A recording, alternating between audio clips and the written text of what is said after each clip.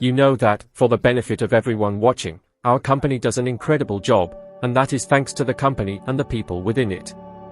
You know, I have often said that in a hotel, if you take all the employees out, it's no longer a hotel, it's just a building full of things.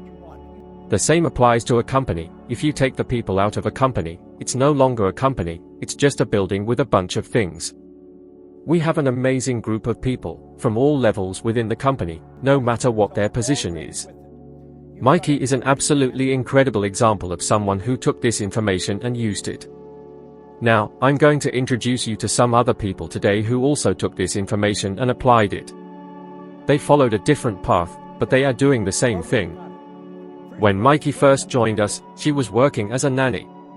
She was someone who had just moved from the West, from Oklahoma, where I believe she was raised on a farm, and she was looking after 2 children for a couple. She had no business experience, but she was very curious. I remember one day when I was at a seminar with her, and I was reading a book.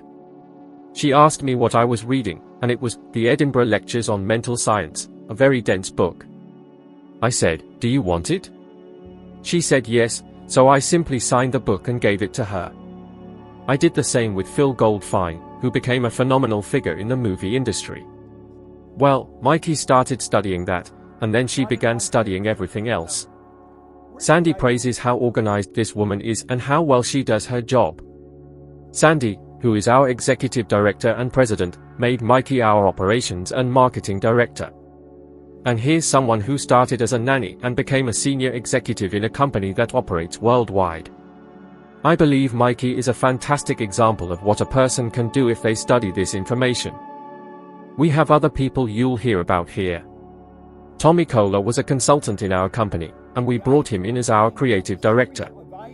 He does an absolutely phenomenal job, making sure every T is crossed and every I is dotted from a creative perspective. The mind of this guy is a beautiful place to visit, I can assure you.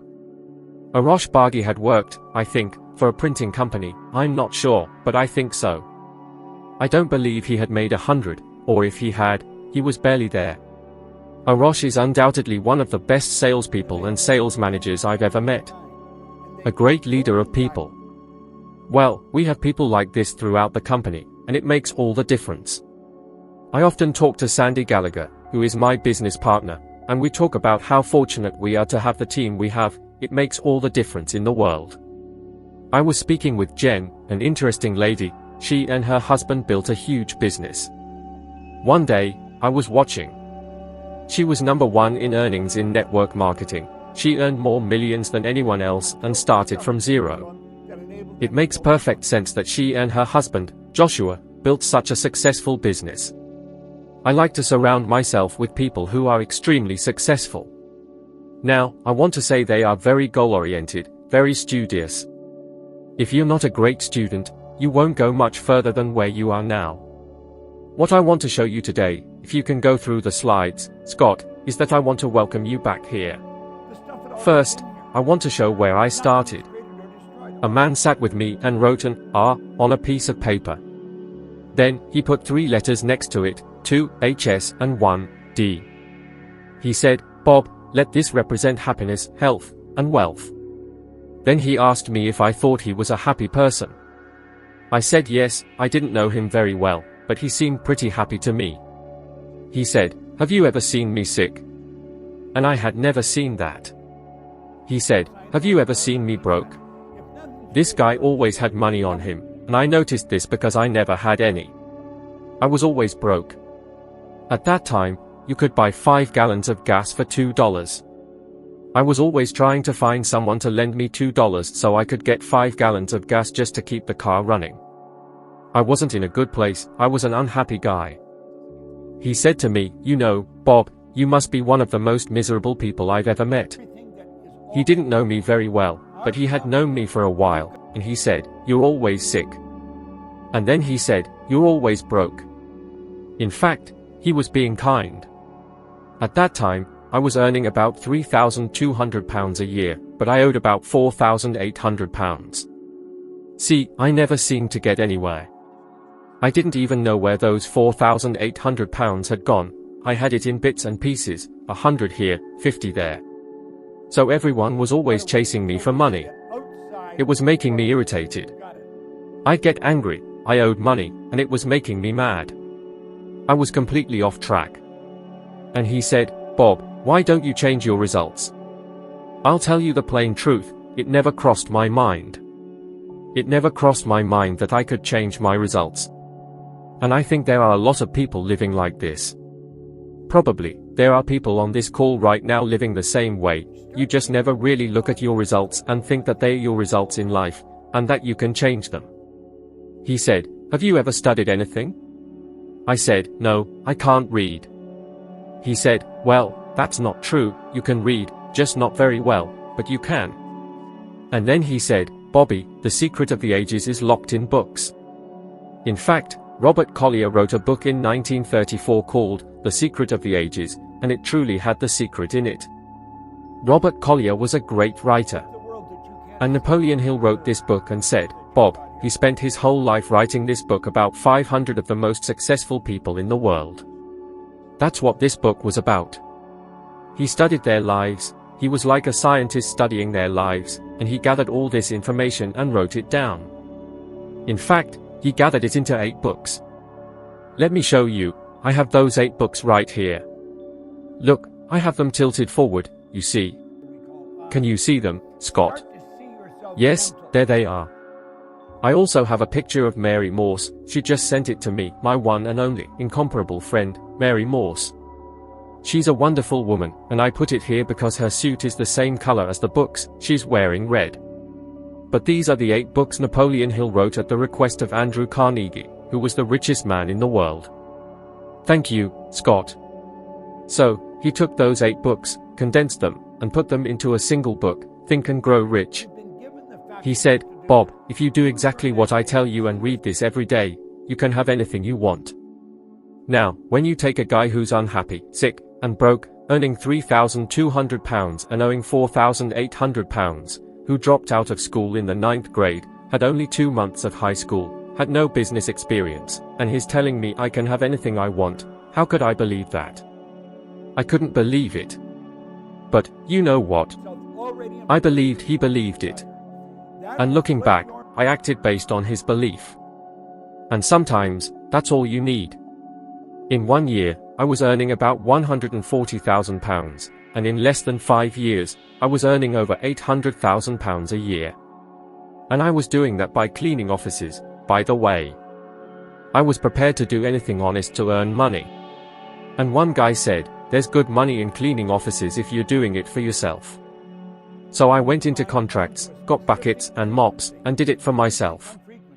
In 5 years, we were in London, Manchester, Birmingham, New York, Los Angeles, Paris, earning more than £800,000 a year. And I was being very irresponsible, I was throwing money everywhere. One day, I walked out of the Playboy Club on Park Lane in London, because I was living near there, just beside London Hill Hotel, which, of course, no longer exists.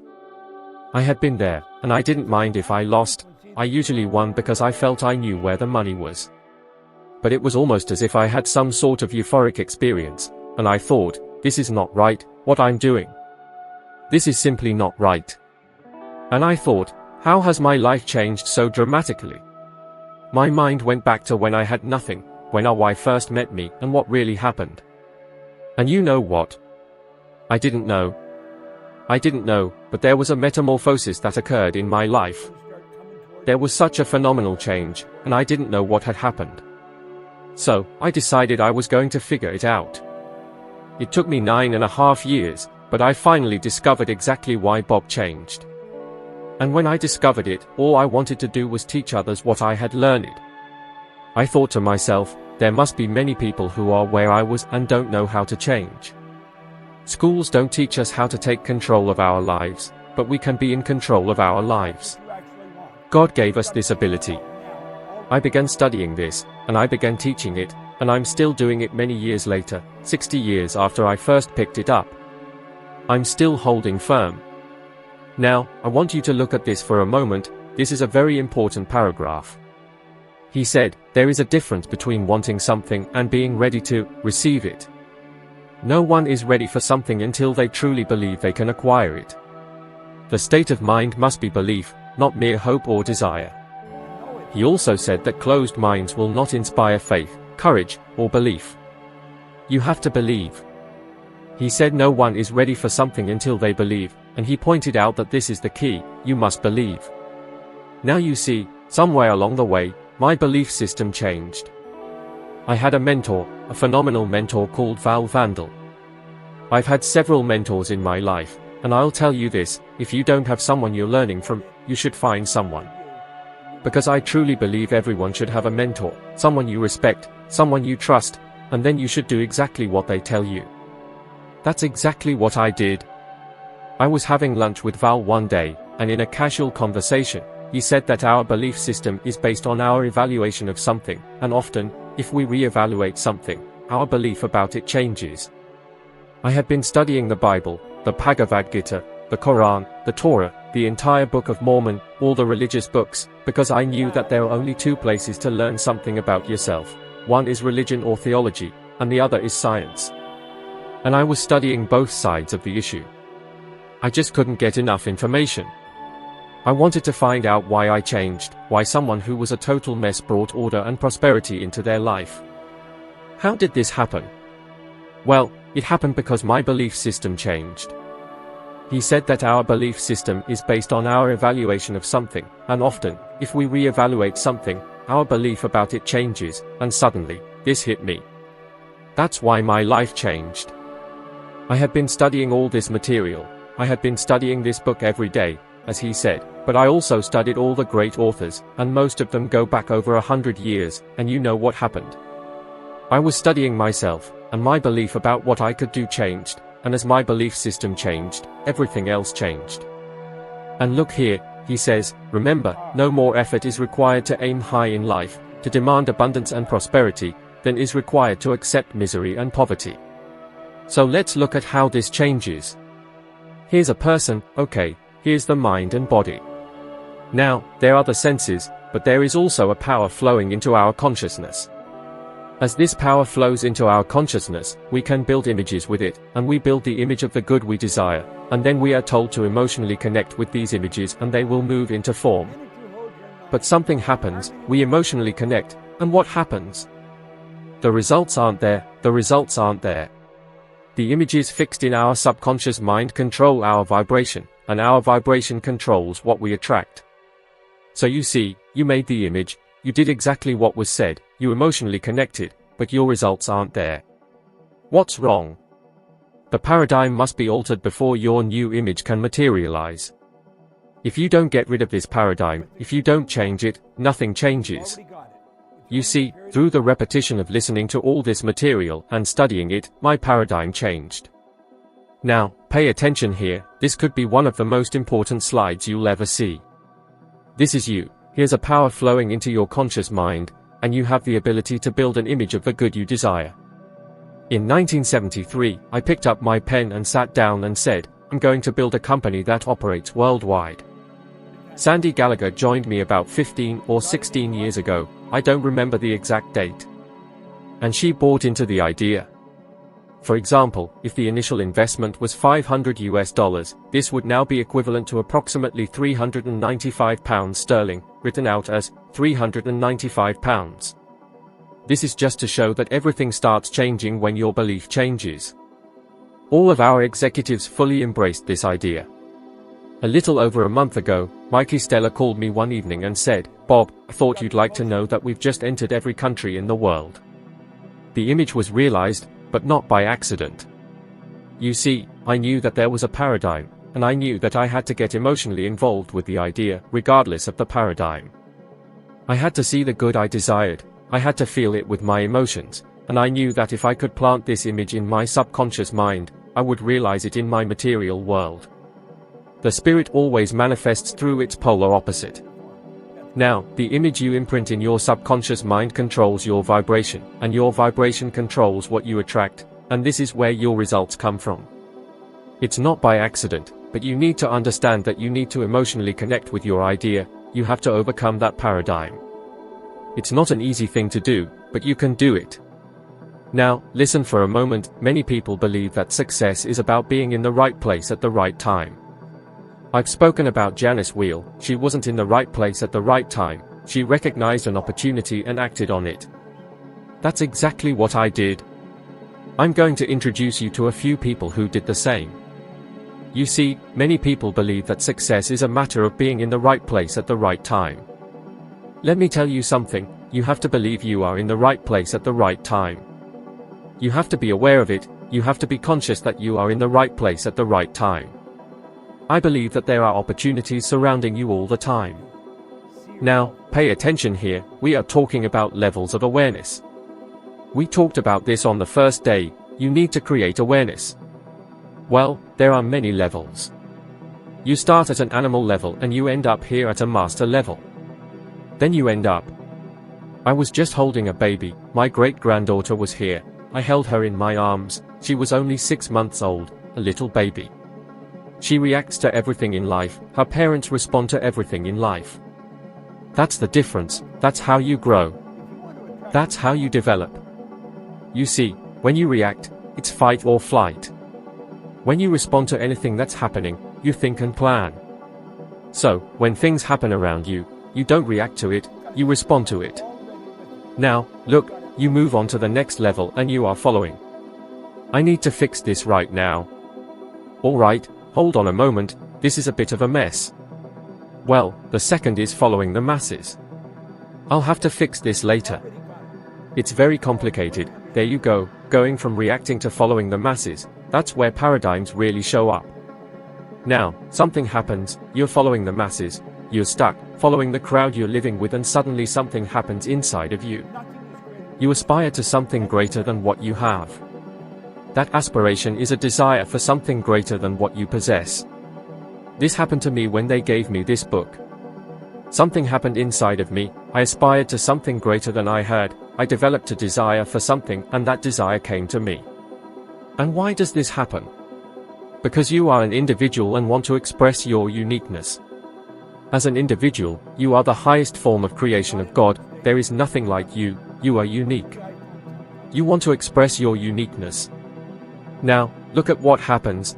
The desire wants to express itself because you want to express your uniqueness, and the paradigm is pulling you back. The paradigm pulls you back and the desire is pulling you forward, so it's a back and forth, back and forth. And what happens? You realize that if you have discipline, if you give yourself an order and follow it, you will win. But you know what? You start this and the paradigm pulls you, and discipline fades, disappears, and you realize again that it was just a desire and you're stuck. You're absolutely stuck, trying so hard and you're stuck. Now, look, you're having trouble here, okay, in the wrong place with this. Here we are, trying to get it there, man, I'm messing this all up. Well, you've tried, but you're stuck.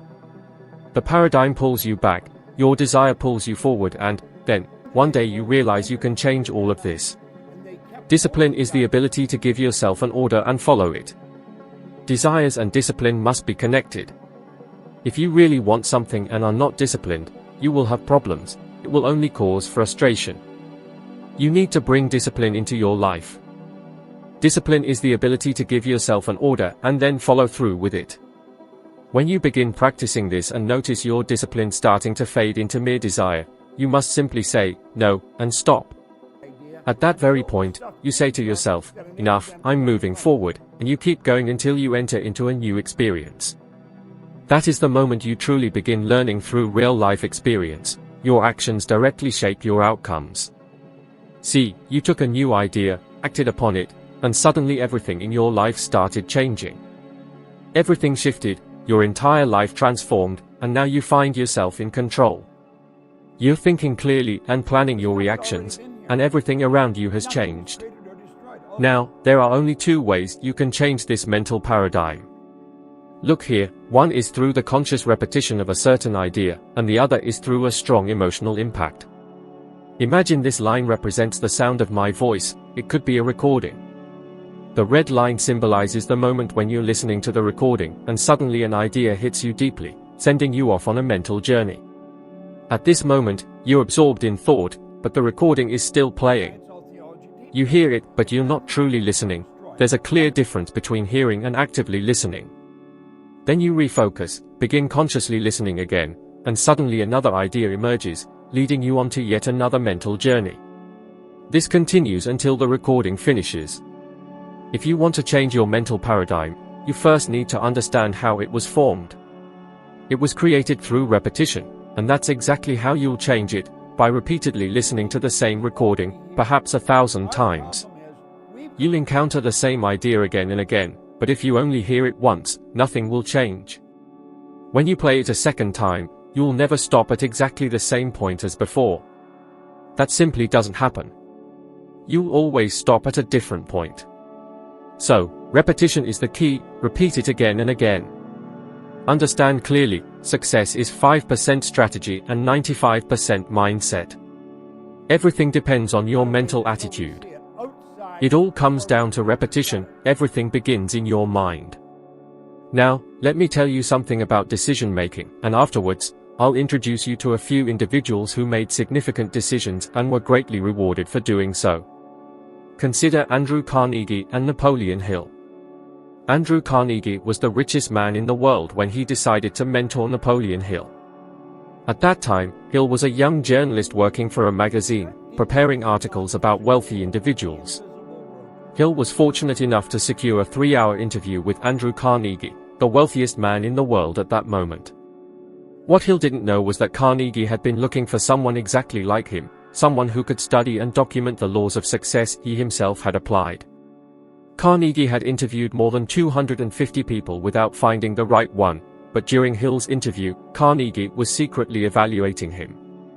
At the end of the 3-hour session, Carnegie said to Hill, "This interview hasn't ended, it's only just begun. I want you to come home with me." And indeed, Carnegie took Hill to his home, and for 3 days, explained to him precisely how he'd become the richest man in the world. He described how, as a boy, he moved from Scotland to the United States with his family, who had absolutely nothing. They started from scratch. This boy, who had nothing when arriving on the east coast of the United States, eventually became the wealthiest person on earth. After 3 days, Carnegie said, "Napoleon, I'll ask you one question, and I require just one answer, yes or no. Listen carefully. Just yes or no." Carnegie didn't tell Hill he would only have 60 seconds to respond. He also added, "If you work with me and take longer than 10 seconds to answer a question, I won't want you.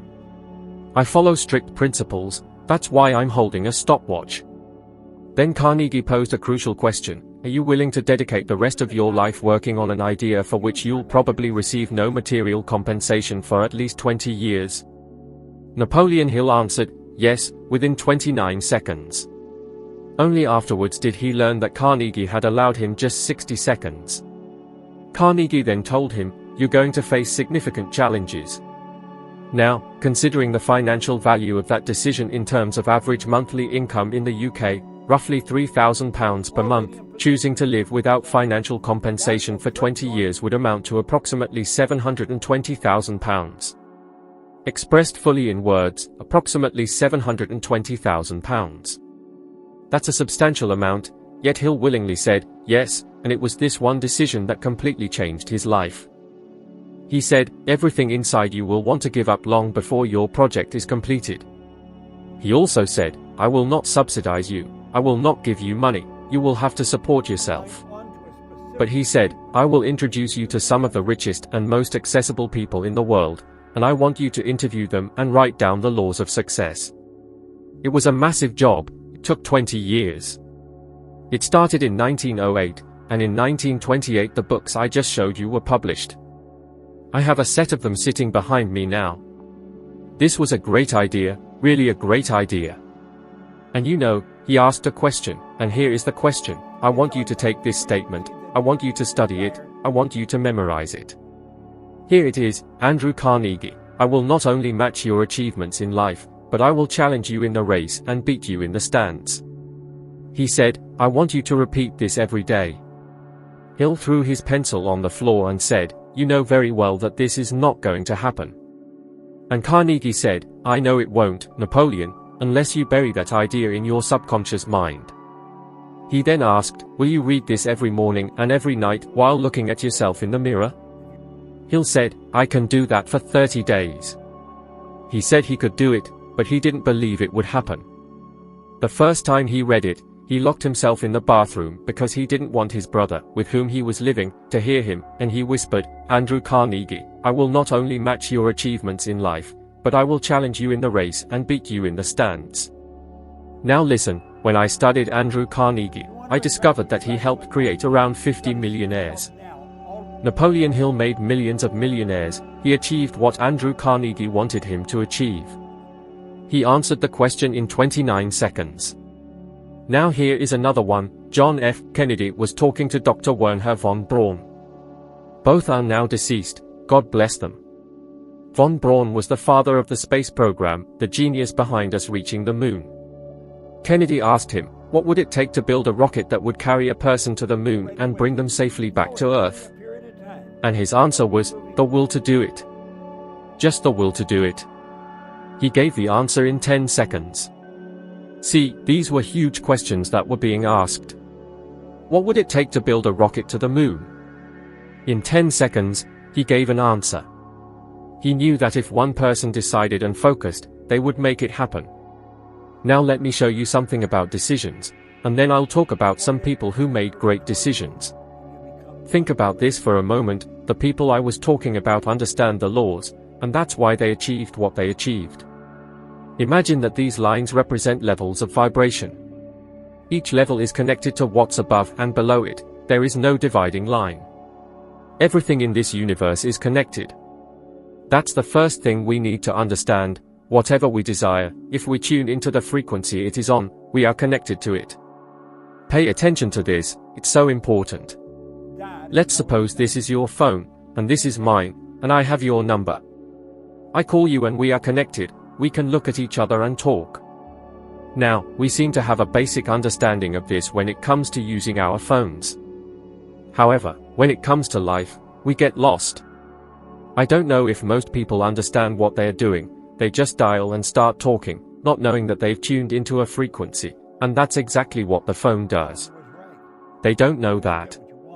Now, think, if this works here, where else would it work?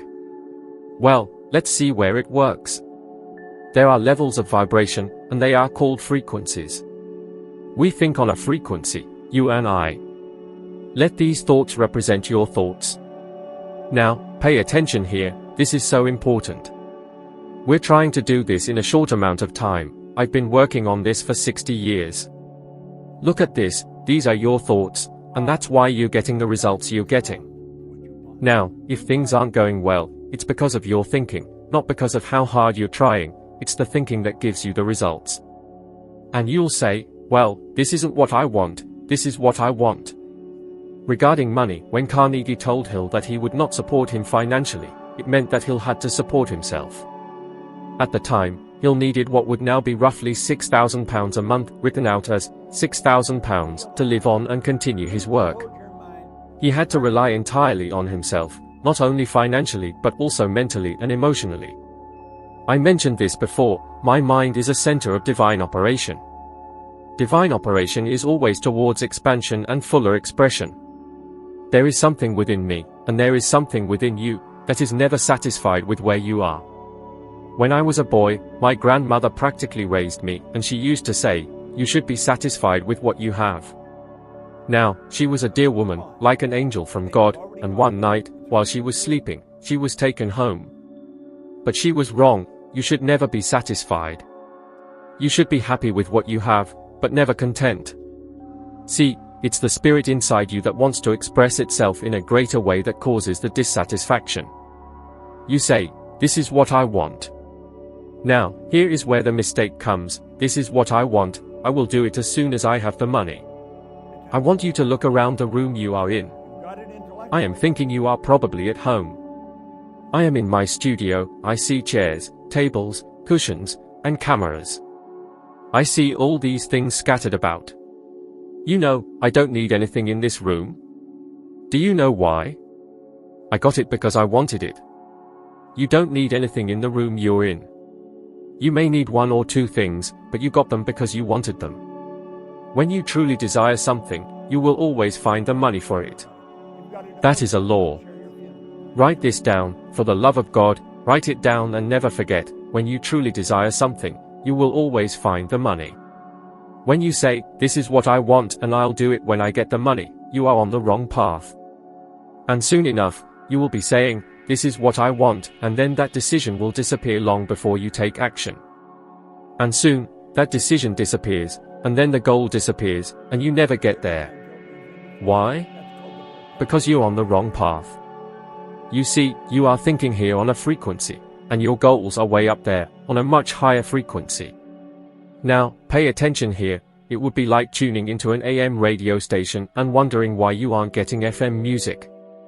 You will never get FM music if you are on the AM band. You're on a frequency that is too low. Well, when you talk about the results you're getting, that is a much lower frequency. You need to go to that higher frequency. You have to rise up and start thinking and acting like the person you want to become. Now, pay attention to what I am saying. You need to make a committed decision that you are going to do this. Then, you need to think and act. What happens here? You're thinking up there, and you're no longer down here. Here's the thing, what about all your friends down there? What will they say when you start thinking and acting this way? You'll start acting as though you've already reached your goal. They will say, "Who do you think you are?" And you know, it's important what our friends think of us, and so we stop doing it. You need to persist. You need to stand firm. Desire is the only prerequisite for making a decision. I don't care what you want. If you really want it, you will always find everything you need to get it. I wanted to build a company that operated all over the world. It took me from 1973 to 2021, and I never gave up on that vision. I knew if I kept an image in my mind, it would have to happen. And see, you keep doing this. That's why successful people make decisions so quickly. That's why Dr. Wernher von Braun told President John Kennedy that he needed to make a decision to go to the moon. All he needed was the will to do it. That is all you need to get where you want to go. You just need to control the flow.